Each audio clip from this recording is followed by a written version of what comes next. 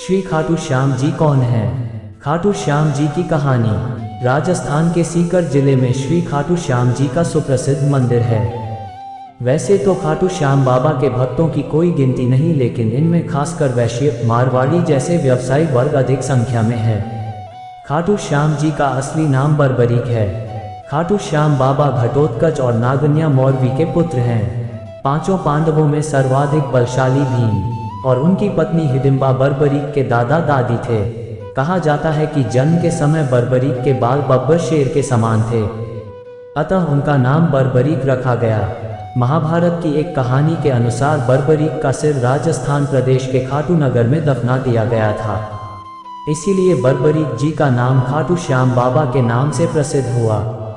बर्बरीक का नाम श्याम बाबा कैसे पड़ा, आइए इसकी कहानी जानते हैं। बर्बरीक बचपन में एक वीर और तेजस्वी बालक थे।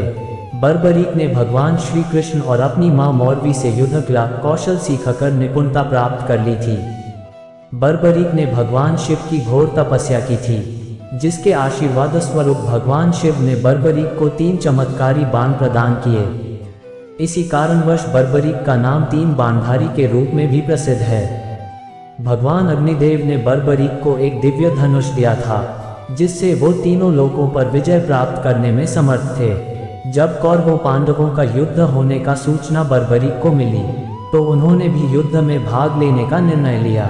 बर्बरीक ने अपनी मां का आशीर्वाद लिया और युद्ध में हारते हुए पक्ष का साथ देने का वचन देकर निकल पड़े। इसी वचन के कारण हारे का सहारा बाबा श्याम हमारा ये बात प्रसिद्ध हुई। जब बर्बरीक युद्ध में जा रहे थे, तो उन्हें मार्ग में एक ब्राह्मण मिला। ये ब्राह्मण कोई और नहीं, भगवान श्री कृष्ण थे, जो कि बर्बरीक की परीक्षा लेना चाहते थे। ब्राह्मण बने श्री कृष्ण ने बर्बरीक से प्रश्न किया कि वो मात्र 3 बाण लेकर लड़ने को जा रहा है। मात्र 3 बाण से कोई युद्ध कैसे लड़ सकता है? बर्बरीक ने कहा कि उनका एक ही बाण शत्रु सेना को समाप्त करने में सक्षम है, और इसके बाद भी वह तीर नष्ट न होकर वापस उनके तरकश में आ जाएगा। अतः अगर तीनों तीर के उपयोग से तो संपूर्ण जगत का विनाश किया जा सकता है।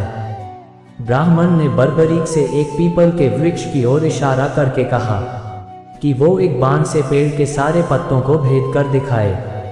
बर्बरीक ने भगवान का ध्यान कर एक बाण छोड़ दिया। उस बाण ने पीपल के सारे पत्तों को छेद दिया, और उसके बाद बाण ब्राह्मण बने कृष्ण के पैर के चारों तरफ घूमने लगा। असल में कृष्ण ने एक पत्ता अपने पैर के नीचे छिपा दिया था।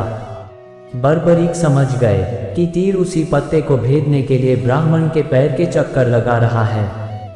बर्बरीक बोले थे, ब्राह्मण अपना पैर हटा लो, नहीं तो ये आपके पैर को भेद देगा। श्री कृष्ण बर्बरीक के पराक्रम से प्रसन्न हुए।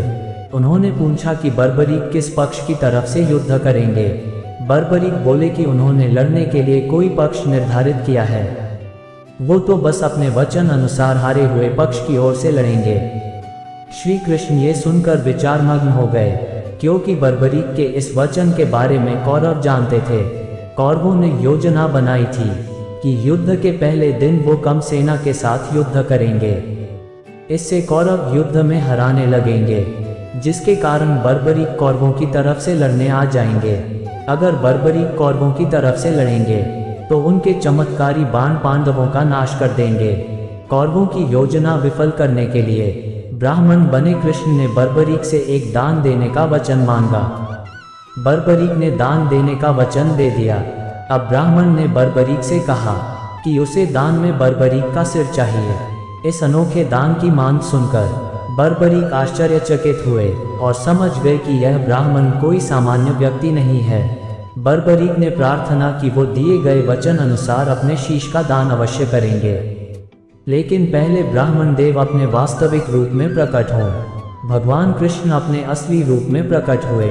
बर्बरीक बोले कि हे देव, मैं अपना शीश देने के लिए वचनबद्ध हूँ, लेकिन ये युद्ध अपनी आंखों से देखने की इच्छा है। श्री कृष्ण ने बर्बरीक की वचनबद्धता से प्रसन्न होकर उसकी इच्छा पूरी करने का आशीर्वाद दिया। बर्बरीक ने अपना शीश काटकर कृष्ण को दे दिया। श्री कृष्ण ने बर्बरीक के सिर को 14 देवियों के द्वारा अमृत से सींचकर युद्ध भूमि के पास एक पहाड़ी पर स्थित कर दिया, जहां से बर्बरीक युद्ध का दृश्य देख सकें। इसके पश्चात कृष्ण ने बर्बरीक के धड़ का शास्त्रोक्त विधि से अंतिम संस्कार कर दिया। महाभारत का महान युद्ध समाप्त हुआ और पांडव विजयी हुए। विजय के बाद पांडवों में ये बहस होने लगी कि इस विजय का श्रेय किस योद्धा को जाता है। श्री कृष्ण ने कहा, चूंकि बर्बरीक इस युद्ध के साक्षी रहे हैं, अतः इस प्रश्न का उत्तर उन्हीं से जानना चाहिए। तब परमवीर बर्बरीक ने कहा कि इस युद्ध की विजय का श्रेय एकमात्र श्री कृष्ण को जाता है, क्योंकि यह सब कुछ श्री कृष्ण की उत्कृष्ट युद्ध नीति के कारण ही संभव हुआ। विजय के पीछे सब कुछ श्री कृष्ण की ही माया थी। बर्बरीक के इस सत्य वचन से देवताओं ने बर्बरीक पर पुष्पों की वर्षा की और उनके गुणगान गाने लगे। श्री कृष्ण वीर बर्बरीक की महानता से अति प्रसन्न हुए और उन्होंने कहा, हे वीर बर्बरीक, आप महान हैं। मेरे आशीर्वाद स्वरूप आज से आप मेरे नाम श्याम से प्रसिद्ध होंगे। कलियुग में आप कृष्ण अवतार रूप में पूजे जाएंगे और अपने भक्तों के मनोरथ पूर्ण करेंगे। भगवान श्री कृष्ण का वचन सिद्ध हुआ और आज हम देखते भी हैं कि भगवान श्री खाटू श्याम बाबा जी अपने भक्तों पर निरंतर अपनी कृपा बनाए रखते हैं। बाबा श्याम अपने वचन अनुसार हारे का सहारा बनते हैं।